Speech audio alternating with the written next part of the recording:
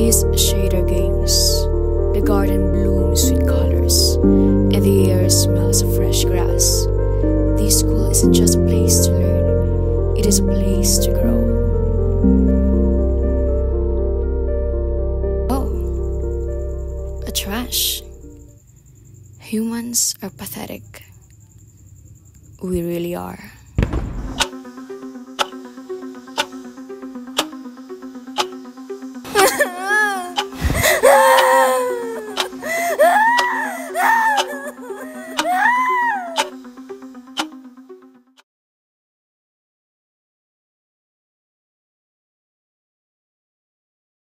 Abi, gising. Abi, ba't ka umiyak?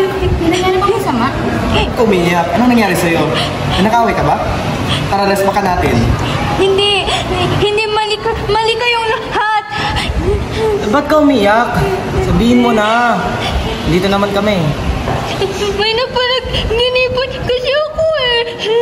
Ano na naman yan, Abi? Hindi naman siguro scary, di ba? Hindi siya scary, pero sobrang nakaka-guilty kasi nanaginip ako ng isang babae, tapos mahaba yung buhok niya. Tapos sabi niya sa akin, siya daw si Mother Nature.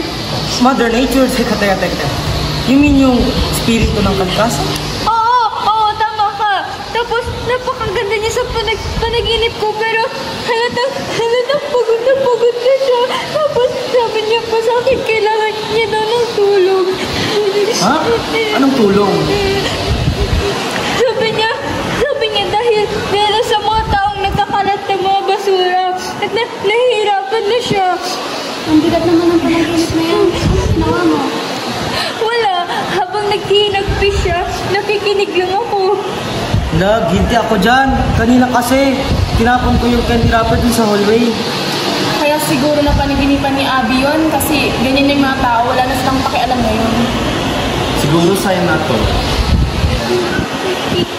Hindi ko na rin alam eh.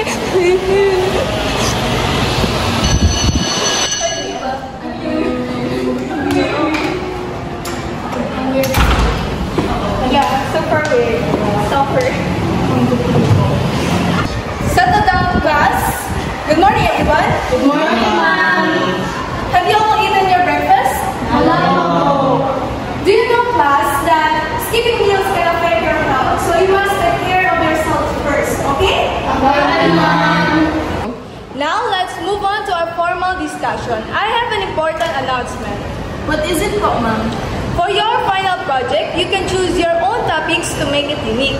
First, I will divide you into groups. Bogart and Irina will partner up, while Noor and Abby, together with Leon, will form another group. This is a group project and all of you must cooperate. For the output, it should be meaningful, creative, and impactful. Ma'am, question po. May specific team po ba tayong ipapalo? Great question, Irina.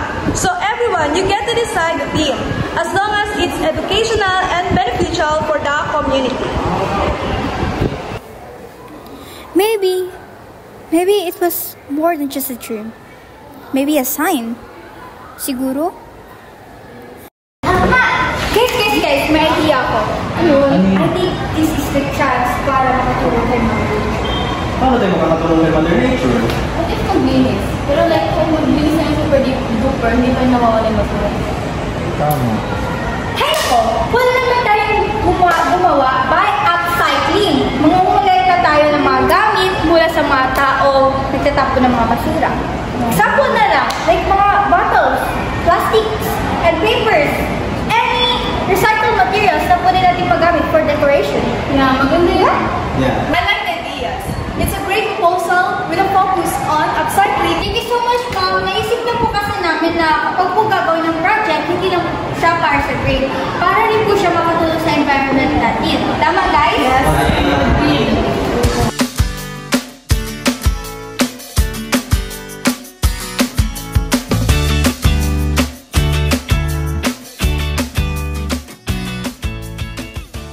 Good morning, Teacher Tracy. Good morning, classmates. Ako nga po pala si Abby. At ako naman si Noor. And I'm Leon. At ngayon, ipapakita namin ang aming proyekto na tinatawag na Eco-Friendly Bag. So, ginawa namin ito galing sa recycle na sako. So, instead na maging basura siya, ginawa bag para mas magkinabangan. Tama. Not only that, we can also help the environment by reducing its waste. Alamin natin ang benefits ng eco-friendly bag na ito. Tulad nga sabi nila, ang eco bag ay gawa sa isang sako. So instead na itapon yung mga natitirang sako niyo sa bahay, what if gawin natin siyang eco-friendly bag para magamit pa natin? Diba? Yeah. Pangalawa, ito ang sumusuporta sa sustainability. Pangatlo, you can also use this to our everyday life, such as going to grocery or just carrying around our everyday things. At isa pa, madali lang din naman itong gawin. Gumamit na kayo ng sako at kapag marunong kayong tumahi, itahid niyo yung sidebars ng sako nito at magiging eco-friendly bag na siya. Kaya, ano sa tingin nyo? Maliit man ito, pero magkakaroon ito ng malaking pagbabago. Maraming salamat! Magandang araw po sa lahat. Ako po si Irina. At ako naman si Bogart at ngayon ipapakita na namin ang aming proyekto. Ang napili namin gawin ay isang parol. Bukod sa papalapit na ang Christmas season, ay magiging magandang design na ito. At ang parol na ito ay gawa sa mga recycle na materials. Nakikita niyo po itong kulay na ito. Ito po ay galing sa bottle ng Mountain Dew, habang yung violet naman po ay galing sa Zotros. Ang paggawa po nito ay madali lamang, kaya perfect po siyang gawing bonding activity ng pamilya or ng community. Bukod sa nakakatulong na tayo sa kalikasan, nakakabawas pa rin po tayo ng basura. At maganda rin ito pag-dekorasyon. Isa rin ito sa hakbang upang matamo natin ang mas malinis at mas maayos na kapaligiran. Although maliit na hakbang siya, pero isa siya sa way para makatulong tayo sa It is not too late. This school teaches us to dream, to create, and to rebuild. If we revive the roots here, we will remember what it means to nurture not just our minds, but the world around us. Together, we can bring this place back to life.